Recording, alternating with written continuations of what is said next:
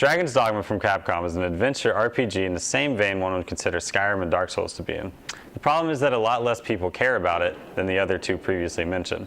While Dragon's Dogma somewhat deserves to be considered less than the other games, it really could have been a great game.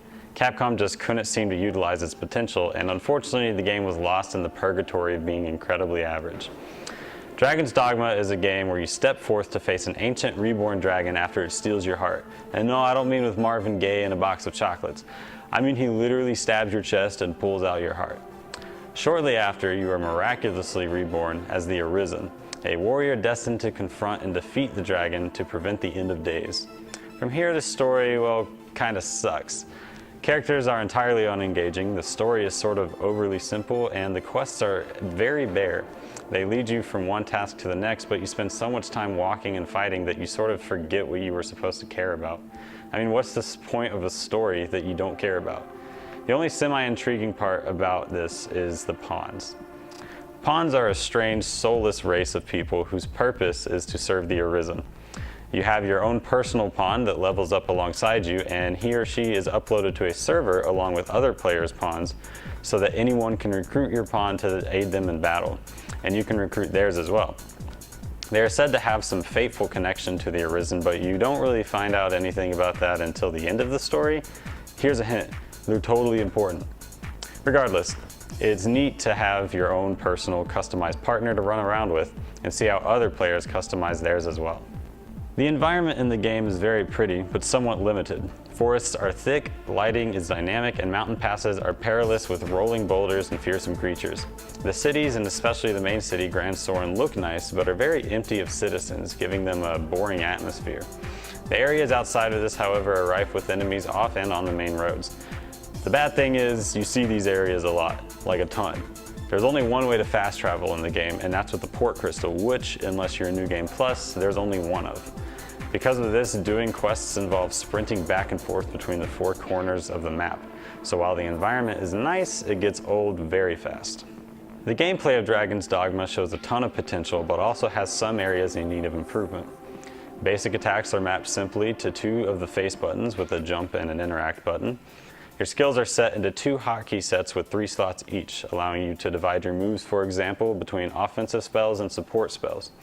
Having only 6 slots available does feel constricting, but it forces you to think about the pawns you choose when recruiting, and how to balance your team depending on what you'll be fighting. The skills you and your pawns use are determined by your vocation, or class. There are basic vocations, hybrid vocations, and advanced vocations, each containing 3 different combinations of fighter, rogue, and mage styles. As you fight, you rank up your vocation and unlock new moves, and modifiers as well as points used to buy them. Part of the problem with this system, however, is that it plateaus quite fast. I found myself maxed out well before I beat the game, and so I was stuck using the same moveset for the remainder of my playtime. While you can change your class either mid-game or when starting New Game Plus, doing so late game means you have no good skills anymore and would have to grind to catch up. This limitation is very detrimental to the game's quality, as after a certain point I have nothing new to look forward to in the game.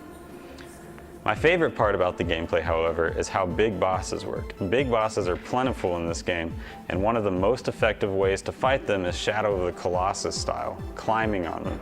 It feels totally epic when you finally reach the dragon's tail and the music picks up and you begin making your way to its heart and The mechanic is done very easily and seamlessly, and it really helped keep the game very entertaining.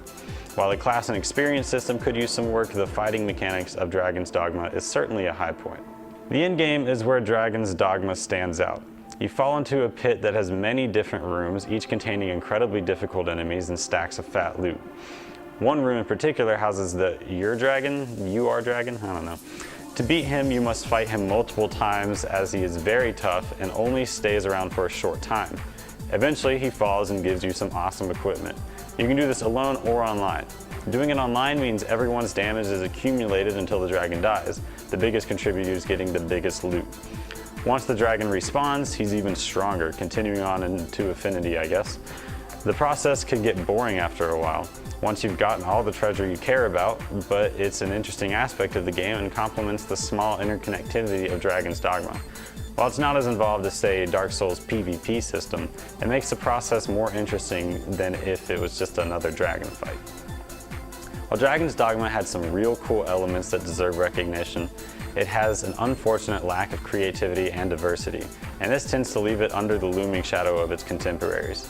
The fighting style, the variety of enemies, and the semi-community atmosphere show some real potential, but the almost lack of a story, repetitive traveling, and a limited class system work very much in its detriment. I had a blast playing this game, and I hope that if they do make a sequel, that they learn from these mistakes and embrace what makes their game great. With just a few tweaks, it could really make a name for itself and compete with its competitors in the genre. Because if Capcom knows anything, it's how to make great sequels. Right, guys? Right? All right. Guys?